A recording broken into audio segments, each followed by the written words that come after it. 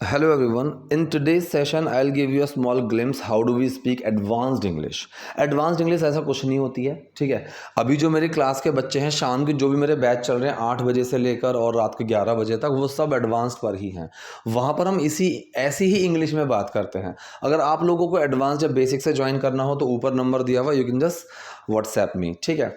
इसमें देखो होता क्या है, नॉर्मल वर्ड्स को रिप्लेस कर देते हैं, ईडियम्स का यूज़ करते हैं, कुछ स्ट्रक्चर्स का यूज़ करते हैं, फ्रेजल वर्ब्स का यूज़ करते हैं। उनका यूज़ करके थोड़ी सी मॉडर्न ग्रामर का, मॉडर्न वोकेबलरी का यूज़ करके हम उसको एडवांस इंग्लिश की फॉर्मेशन दे देते हैं। बी का यूज़ ज़्यादा किया जाता है, हैविंग। तो सिंपल सेंटेंस को थोड़ा सा सजा धजा कर एक अच्छे तरीके से बोलना इज़ मॉडर्न इंग्लिश और ये फिर एडवांस्ड इंग्लिश। तो यही चीज़ें अभी मेरी सारी बैचेस में चल रही हैं और बच्चे बहुत अच्छे से बोल भी रहे हैं। अगर आपको ज्वाइन करना तो कर सकते हो, क्योंकि आई ऑलवेज वांट कि जो नए लोग होते हैं मैं उनका फीडबैक, उनसे जुड़ना, वो मुझे बहुत पसंद है।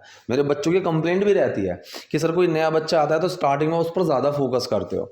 मेरा आंसर सेम है कि जब आप नए थे तो मैंने आप पर भी फोकस किया, ठीक है। क्योंकि whatever the flaws that person is having and coming to me by carrying those flaws, I need to work on that. और उन्हीं को सही करके मेरा मन करता है कि सारे लोग, अगर क्लास में 10 लोग हैं तो 10 के 10 बेस्ट परफॉर्मर होने चाहिए, और ये मेरा फोकस रहता है, ठीक है। तो अगर आपको कुछ भी क्लासेस ज्वाइन के बारे में क्वेरी करनी हो, ऊपर नंबर है, वहाँ पर आप कनेक्ट कर सकते हैं। चलिए तो हम आज की वीडियो शुरू करते हैं, ठीक है। तो सेंटेंस नंबर 1, तुम इतने परेशान क्यों हो। अब देखो, वेरी कंफ्यूज्ड, बहुत ज़्यादा कंफ्यूज्ड की जो कंडीशन होती है कंफ्यूजन वाली, इस सिंपल से वर्ड को आप रिप्लेस कर दो परप्लेक्स से, ठीक है। परप्लेक्स्ड, परप्लेक्स्ड कंडीशन, जैसे कंफ्यूज्ड होता है, परप्लेक्स में आईएनजी भी लग सकता है, परप्लेक्सिंग, ठीक है। जैसे हम कंफ्यूजिंग बोलते हैं तो वहाँ पर परप्लेक्सिंग भी बन जाता है। तो तुम इतने परेशान क्यों हो, why are you so perplexed, ठीक है। तो परप्लेक्स वर्ड को आप यूज करोगे इंस्टेड ऑफ कंफ्यूज। तो यहाँ पर सेंटेंस कौन सा है, स्टेट ऑफ बीइंग है। तुम क्यों हो, WH वर्ड आया, वाई, हेल्पिंग वर्ब आया, आर, सब्जेक्ट आया यू, सो परप्लेक्स। अगर आप सो को हटा दोगे ना तो भी सेंटेंस वही सेंस लेकर चलेगा, बहुत परेशान, क्योंकि परप्लेक्स का मतलब ही होता है बहुत कंफ्यूज्ड, ठीक है। I got perplexed when he asked this question, जब उन्होंने ये सवाल पूछा ना तो आई गॉट परप्लेक्स्ड, मैं बहुत कंफ्यूज्ड हो गया, मैं समझ ही नहीं पाया, ठीक है। ये सारे स्ट्रक्चर्स हम क्लास में कर चुके हैं। I just want new students to be introduce with these kind of things, ठीक है। जो मेरे क्लास के बच्चे हैं उनका रिवीजन हो जाएगा। So why are so perplexed, तुम्हें नहीं पता यहाँ क्या चल रहा है, ठीक है। क्या तुम नहीं जानते हो, डोंट यू नो यहाँ क्या चल रहा है, व्हाट्स गोइंग ऑन हियर, ठीक है। तो don't you know what's going on here, going on चलना, ठीक है। व्हाट्स हैपनिंग क्या हो रहा है, व्हाट्स गोइंग ऑन क्या चल रहा है, ठीक है। तो गो ऑन, जो ये एक फ्रेजल वर्ब है, गो ऑन, इसका मतलब चलने के सेंस में आता है, वॉक वाला चलना नहीं। जैसे मैं कहूँ कि और तुम्हारी लाइफ कैसे चल रही है, so how is your life going on, ठीक है। It's going on very well, ठीक है, इट्स गोइंग वेरी वेल।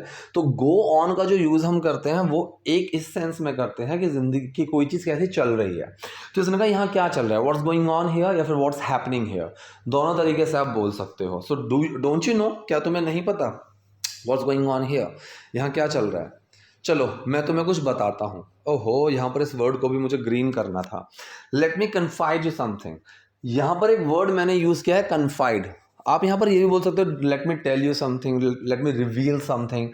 कोई एक रहस्य को बताना, किसी एक सीक्रेट को बताना, किसी एक चीज़ को जो आपको कंफ्यूज कर रही है, परप्लेक्स कर रही है, आपको नहीं पता कि इसको कैसे बोलना है, उस चीज़ को बताने को हम कन्फाइड बोलते हैं, ठीक है। I didn't confide anything, who confided, यार आई डोंट नो कि ये चीज़ किसने बताई, मैंने मना किया था ना बताने के लिए। तो जो चीज़ एक रहस्य है, सीक्रेट है, या फिर कोई ऐसी चीज़ जो आप जिसके बारे में सोच रहे हो, यार कैसे होगा कैसे होगा, मुझे पता है, ठीक है, तो उसके लिए मैं कन्फाइड वर्ड का यूज़ करूँगा। तो इससे ये कह रहा है कि चलो मैं तुम्हें कुछ बताता हूँ, let me confide you something, ठीक है। So the word is confide. तो जब भी आप किसी एक सीक्रेट को बताने की बात करते हो, या फिर जिस चीज़ के बारे में सब लोग परेशान हैं, आपको वो पता है, ऐसी चीज़ के बारे में, ऐसी चीज़ को बताने के बारे में बात करते हो, तो आपके पास वर्ड है confide. So let me confide you something. मैं तुम्हें हमेशा के लिए सबक सिखाने जा रहा हूँ। अब यहाँ पर एक बहुत प्यारा मैंने एक वर्ड यूज़ किया है, फॉर गुड, जिसको मैंने ग्रीन किया हुआ है। तो मैं तुम्हें हमेशा के लिए एक सबक सिखाने जा रहा हूँ। देखो, I am going to do something, मैं कोई चीज़ करने वाला हूँ या फिर मैं कोई चीज़ करने जा रहा हूँ, एक ही बात है। अगर कोई चीज़ मैं नेक्स्ट सेकंड करने वाला हूँ, नेक्स्ट सेकंड करने जा रहा हूँ, तो वहाँ पर अबाउट टू का यूज़ हो जाएगा। कोई चीज़ मैं करूँगा, यहाँ पर मैं इसको प्रेजेंट कॉन्टिन्यूस में भी बोल सकता हूँ। जैसे कि मैं कहूँ कि मैं तो अगले महीने नानी के घर जाऊँगा, तो I will go to my grandmother's house next week. या फिर मैं ये भी तो बोल सकता हूँ हिंदी में भी, जैसे हम हिंदी में बोल देते हैं ना, मैं तो अगले महीने नानी के घर जा रहा हूँ, I am going to my grandmother's house next week. ठीक है, इंग्लिश में भी यही हरकतें चलती हैं। तो फिलहाल यहाँ पर गोइंग टू का यूज़ किया गया कि कोई चीज़ मैं करने जा रहा हूँ, कोई चीज़ मैं करने वाला हूँ। I am going to teach you a lesson, मैं तुम्हें एक सबक सिखाने वाला हूँ, मैं तुम्हें एक सबक सिखाने जा रहा हूँ फॉर गुड। अब यहाँ पर जो एंड में लिखा है मैंने फॉर गुड, इसका मतलब जिसको नहीं पता वो तो यही सोचेगा ना कि अच्छे के लिए, उसके दिमाग में यही आएगा अच्छे के लिए, लेकिन ना, इसका मतलब अच्छे के लिए नहीं होता है, इसका मतलब होता है हमेशा के लिए। ठीक है, सुनने में थोड़ा अजीब लग सकता है, लेकिन यही एक तरीका है। जैसे मैं कहूँ कि you should stop drinking for good. अब जैसे मैंने एक लाइन बोली कि you should stop drinking for good, तो दिमाग ये इसका आंसर निकालता है कि तुम्हें अपनी अच्छे के लिए, तुम अपनी भलाई के लिए ड्रिंकिंग छोड़ देनी चाहिए, शराब पीना बंद कर देना चाहिए अपनी भलाई के लिए। लेकिन नहीं, इसका मतलब ये नहीं होता है। फॉर गुड का मतलब होता है हमेशा के लिए। ठीक है, ऐसे। तो ये कह रहा है कि I am going to teach you a lesson for good, कि मैं हमेशा के लिए तुम्हें एक सबक सिखाने जा रहा हूँ। थोड़ा सा अजीब है, लेकिन ये चीज़ है और ऐसे ही लोग यूज़ करते हैं। This is very important to learn. मुझे नीचा दिखाकर बहुत बड़ी गलती कर दी, तुमने मुझे नीचा दिखाकर बहुत बड़ी गलती कर दी। अब यहाँ पर मैंने एक वर्ड यूज़ किया है पैट्रनाइज। देखो पैट्रनाइज क्या होता है, पैट्रनाइज, और कल क्लास में एक मेरे स्टूडेंट है, उन्होंने भी इस चीज़ पर बोला था कि to take someone for granted, to underestimate someone, इनमें फ़र्क है। टेक समवन फॉर ग्रांटेड का मतलब होता है किसी को थोड़ा हल्के में ले लेना। ठीक है, मतलब जैसे मुझे लगे कि फॉर एग्जांपल मेरा कल मैच है किसी के साथ, और मैं कह रहा हूँ उसको तो मैं यूँ ही हरा दूंगा, उसको तो मैं ऐसे ही हरा दूंगा, कोई दिक्कत वाली बात नहीं है। यहाँ पर मैं उसको क्या कर रहा हूँ, या तो अंडर एस्टिमेट कर रहा हूँ, या फिर I am taking that person for granted. दूसरा टेक समवन फॉर ग्रांटेड का मतलब ये होता है कि आप किसी को अपने मतलब के लिए तो यूज़ कर रहे हो, लेकिन फिर उसको साइड में रख दिया।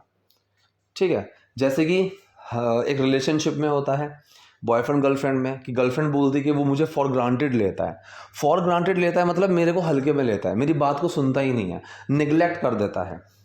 ठीक है, उस चीज़ को वो बिल्कुल ही ब्रश ऑफ कर देता है। ब्रश ऑफ का मतलब होता है इग्नोर करना, ये भी मैं क्लास में कई बार सिखा चुका हूँ। ठीक है, तो वो चीज़ आती है to take someone for granted. लेकिन पैट्रनाइज करना होता है किसी को नीचा दिखाना, किसी को ऐसे करना, अरे तेरे बस की नहीं है करना, तू करेगा क्या, है तेरी औकात इतनी, कर लेगा तू, तेरे बस की नहीं है। ये जो चीज़ होती है ये होता है पैट्रनाइज करना। या फिर किसी को बोलना भाई तू रहन दे, तेरे से नहीं हो पाएगा, रहन दे, तेरे बस की नहीं है, ये चीज़ होती है पैट्रनाइज करना। जैसे कल ही मैंने एक मूवी में एग्जाम्पल भी देखा था, उसने बोला था कि I hate her patronising smile, I hate her patronising smile. इसका मतलब क्या है कि वो जब स्माइल करती है कि भाई तरस खाकर किसी के ऊपर कि या इससे नहीं होगा, मैं ही देख लेती हूँ। ठीक है, कि मतलब एक हस्बैंड है जो कुछ कमा धमा नहीं रहा है, लेकिन जो उसकी वाइफ है वो घर चला रही है, तो वो उसकी तरफ एक स्माइल करती है कि चलो मेरे टुकड़ों पर पड़ रहा है, इस तरीके से। तो वो उस सेंस को बोला कि नीचा दिखाना। तो आई हेट हर पैट्रनाइजिंग स्माइल। तो पैट्रनाइज करने का मतलब होता है कि भाई जब हम किसी को डोमिनेट करके नीचा दिखाते हैं, तेरे से नहीं होगा, रहन दे, तेरे बस की नहीं है, छोड़, मैं कर लेता हूँ। ठीक है, जैसे कि मान लो आप कोई बाइक स्टार्ट कर रहे हो, मैंने कहा तेरे से नहीं होगा तो पीछे आ, मैं करता हूँ, तो ये क्या कर रहा हूँ, आई एम पैट्रनाइजिंग यू। तो इसने इसी सेंस में बोला है कि you made a blunder. Blunder क्या होता है, ब्लंडर होती है बहुत बड़ी गलती। ठीक है, तो you made a blunder by patronising me, मुझे हल्के में लेकर, मतलब मुझे नीचा दिखाकर, मुझे उस तरीके से डोमिनेट करके। ठीक है, क्योंकि इसको ना सब लोग चिढ़ा रहे थे कि तेरे से नहीं होगा, रहने दे, तेरे बस की नहीं है, तू है ही कौन, तेरे बस, तेरे में दम नहीं है। तो वो पैट्रनाइज करना होता है। अब मैं भी वैसे ही बदला लूँगा। यहाँ पर मैंने एक वर्ड का यूज़ किया है जो कि मैंने कल ही सिखाया था अपनी क्लास में, now I will reciprocate. Reciprocate ये एक बहुत अच्छा वर्ड है, बहुत यूज़फुल वर्ड है, रेसिप्रोकेट। रेसिप्रोकेट का मतलब होता है कि आप जब किसी को उसी तरह से, उसी टोन में, उसी लहजे से किसी को कोई चीज़ करते हो, अच्छा हो या बुरा हो। ठीक है, जैसे कि मान लो मैंने आपको गिफ्ट किया एक बहुत अच्छा मैंने आपको गिफ्ट दिया, and you reciprocated by giving me a good cup of T, ठीक है, कि मैंने आपको कोई गिफ्ट दिया और आपने मुझे बहुत अच्छा चाय बनाकर पिलाई। तो वो रेसिप्रोकेट करना होता है बदला लेना, वो चाहे अच्छे सेंस में हो या बुरे सेंस में हो, दोनों में चलेगा, ठीक है, कि बदले में, ठीक है, उसी तरीके से, बिल्कुल उसी तरह, ठीक है। तो इसने कह रहा है कि तुमने मुझे डोमिनेट किया, तुमने मुझे, यहाँ पर लिखा हुआ था कि तुमने मुझे पैटर्नाइज करके बहुत बड़ी गलती कर दी, अब उसी तरह से I will reciprocate in the same way, अब मैं भी उसी तरह से तुमसे बदला लूंगा, ठीक है। आई विल रेसिप्रोकेट, मैं भी अब वही दोहराऊंगा, मैं भी अब वैसा ही करूंगा तुम्हारे साथ। So now I will reciprocate in the same way, उसी तरह से मैं भी तुम्हारे साथ करूंगा। इसने कहा है कि हम आगे से ध्यान रखेंगे। Be very careful, be very careful का मतलब होता है बी कॉशियस, तो इसको हम रिप्लेस कर देंगे कॉशियस वर्ड से। कॉशियस का मतलब बहुत ज़्यादा केयरफुल, बहुत ज़्यादा सावधान, राइट। तो इसने कहा है कि हम आगे से ध्यान रखेंगे, we will be cautious now onwards. तो ये सेंटेंस क्या है, ये स्टेट ऑफ बीइंग का सेंटेंस बनाया है फ्यूचर में। तो हम इस कंडीशन में होंगे, क्या होंगे, हम केयरफुल होंगे, हम कॉशियस होंगे, ठीक है। So we will be cautious now onwards. Now onwards का मतलब अभी से। आप सॉरी, आप ऑनवर्ड्स की शॉर्ट फॉर्म ऑन भी लिख सकते हो कि we will be cautious now on, या फिर now on we will be cautious. अब से हम बहुत ज़्यादा सावधान रहेंगे, बहुत ज़्यादा सतर्क रहेंगे, बहुत ज़्यादा कॉशियस रहेंगे, ठीक है। प्लीज़ हम पर थोड़ा रहम करो, हमें माफ़ कर दो। अब यहाँ पर देखो, एक मैंने ईडियम का यूज़ किया है, ठीक है। इसने बोला यहाँ पर कि please cut us some slack, cut someone some slack. इसका मतलब मेरे बच्चे तो जानते ही हैं, मतलब जो स्टूडेंट्स हैं मेरे वो तो अच्छे से जानते हैं इसका मतलब क्या होता है। जो नहीं जानते हैं वो समझो। To cut someone some slack, एक सेकेंड रुको।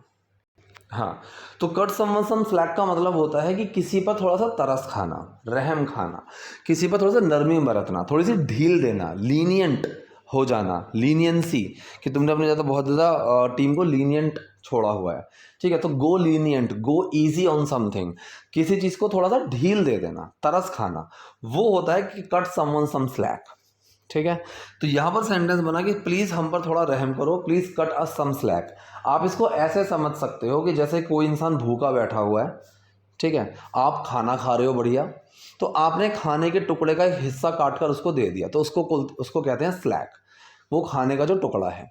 तो मैंने क्या करा, मैंने उसके लिए एक खाने का टुकड़ा काट दिया। मतलब क्यों काटा, क्योंकि मुझे उस पर तरस आ गया कि बेचारा भूखा है, तो वहां से बना कट मी सम स्लैक। तो मैंने क्या करा, I cut him some slack, मैंने उसके लिए एक खाने का पीस काट दिया, तो मुझे तो उस पर थोड़ा तरस आ गया, वहां से ये चीज़ निकल कर आई है। To cut someone some slack का मतलब है किसी पर थोड़ा सा रहम खाना, तरस खाना। सो प्लीज़ हम पर थोड़ा रहम करो, please cut us some slack, हमें माफ़ कर दो, फॉरगिव अस, राइट।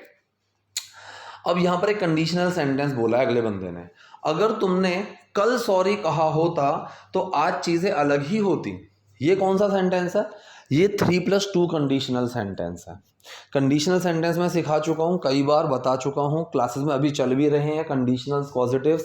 ये बहुत इंपॉर्टेंट है in order to get some kind of correct formations of sentences, ठीक है। Apart from that whatever phrases, phrasal verbs, vocabulary is required, वो हम अभी कर ही रहे हैं, ठीक है। So in my opinion whatever my batches are going on right now in the evening timing ना, वो तो बहुत ज़्यादा एक अच्छे लेवल पर जाने वाले हैं, ठीक है। Meanwhile whatever intermediate और basic level batches I am having, so those classes are going to be on the same level as soon as possible, or we are going to cover these kind of all structures and formations in these classes as early as possible, ठीक है।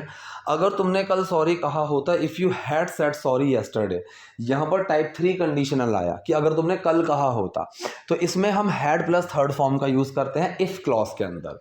So if you had said sorry, अगर तुमने कल sorry कह दिया होता, दूसरे clause में हम वुड के साथ बेस फॉर्म लगाएंगे क्योंकि ये टाइप 2 हो गया। तो ये कंडीशनल सेंटेंस कौन सा था, 3+2। So things would be different today, तो आज चीज़ें अलग होती। अगर तुमने मुझे पहले फ़ोन कर दिया होता तो तुम आज इस मुसीबत में ना होते। If you had called me earlier you would not be in this trouble today. अगर मैंने पास्ट में पैसे बचा लिए होते तो आज मैं बहुत अमीर होता. If I had saved some money in my past I would have lots of money today. ये कंडीशनल सेंटेंसेस होते हैं. So conditional sentences are so important that you could imagine कि how many conditional sentences you speak on daily basis and you must know conditional sentences. ये बहुत ज़्यादा हैं. You can not ignore these sentences. ठीक है, you can't not learn these sentences. Can't not का मतलब मैं कई बार बता चुका हूँ. कांट नॉट का मतलब होता है you have to do something. You can't not learn conditional sentences मतलब you have to learn conditional sentences. ये चीज़ मैंने मोडाल्स में पढ़ाई थी, कांट नॉट. ठीक है, मोडाल्स के अंदर मैंने पढ़ाई थी ये चीज़. चलिए, so things would be different today. आज चीज़ें अलग होती. मैं एक अच्छा आदमी होने का ये मुखौटा नहीं हटाना चाहता था. अब यहाँ पर एक वर्ड का यूज़ किया है मैंने, facade. The pronunciation is facade. ड फॉर ड से क्या होता है, डमरू. ठीक है, so I didn't want to remove this facade. ठीक है, तो यहाँ पर मैं नहीं चाहता था हटाना. फसाड का मतलब क्या होता है, मुखौटा, एक भ्रम, एक छल.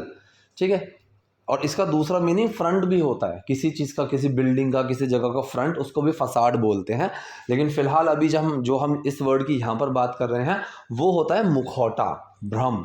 जैसे मैंने यहाँ पर लिखा हुआ है कि I didn't want to remove this facade. मैं इस मुखौटे को नहीं उतारना चाहता था. कौन सा मुखौटा? ऑफ बीइंग अ नाइस गाय. एक अच्छा इंसान होने का जो मैंने मुखौटा लगा रखा था, मैं उस मुखौटे को हटाना नहीं चाहता था.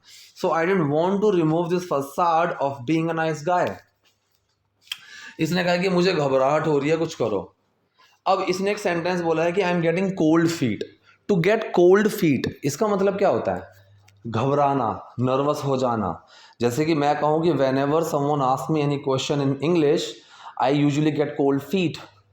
ठीक है, या फिर I would get cold feet whenever anyone use to ask any question to me. कि पहले जब मुझसे कोई सवाल पूछा करता था ना तो मैं घबरा जाता था. So I would get cold feet. ठीक है, तो हाथ पैर ठंडे पड़ जाना, ये एक इडियम है. इसका मतलब होता है घबरा जाना. ठीक है, why do you get cold feet every time I ask you any question. जब भी मैं तुमसे कोई सवाल पूछता हूँ, so why do you get cold feet, तुम घबरा क्यों जाते हो. राइट, एक मिनट रुको. हाँ जी, तो ये थी आज की वीडियो, आज के सेंटेंसेस. आई होप आपके लिए वीडियो यूजफुल रही होगी. कोई डाउट, कोई क्वेरी हो so do let me in the comment section. Video पसंद है लाइक कीजिए, नए हैं लाइक सब्सक्राइब दोनों कीजिए. Thank you.